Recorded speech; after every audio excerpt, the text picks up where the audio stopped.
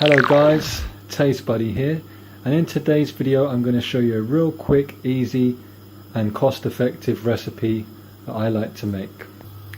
So as you can see, I'm already boiling a pot of water. So first things first is to get a saucepan, fill it with some water and then put it on a high flame and get ready for the water to boil. For the ingredients, I have some fusilli pasta, black pepper, salt, chopped tomatoes and also Italian style herb blend, which is basically like mixed herbs. So let's get the water boiling and then we're going to put in the pasta. Okay, so once you've got your water to the boil, what you're going to do is just add enough salt so that the water has a seawater taste to it. So not too much salt, but not too less of salt. Another thing you want to do is just add a touch of olive oil, or you can just use standard oil, and basically what this will do is it will stop the pasta from sticking to the pan. I've actually measured out 125 grams of the pasta, which is a standard portion for a person.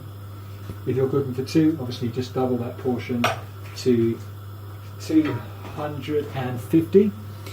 And now what we're going to do, depending on how well cooked or how al dente you want the pasta, I tend to put mine in for about 8 minutes. So I'm going to pause the video here and then after that I'm going to show you the rest of the recipe. Okay guys, so once you feel as if the pasta is starting to become lighter, meaning that it's floating to the top of the water, then your pasta is almost ready.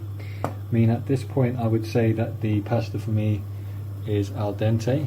So I'm just going to leave it in for another couple more minutes and then we're going to drain the pasta, and then last but not least we're going to make a really quick sauce. Okay guys, so now that I've got my pasta to the texture in which I want, I'm simply just going to drain it, and you can use a drainer for this, or if you are a bit experienced you can just use the top of the saucepan, but do be careful guys because it is boiling water, so you obviously don't want to scald yourself. Drain all the excess water from the pasta. Obviously you don't have to drain every last drop, so what we're actually going to do is a little trick which I like to do, and basically we're going to put back the pasta on the hob and I'll just dry it out a touch so that we can just take any excess water out. And I'm just going to put the pasta back on the hob completely now, no water. Just going to dry out the pasta a little bit just to take that excess water out.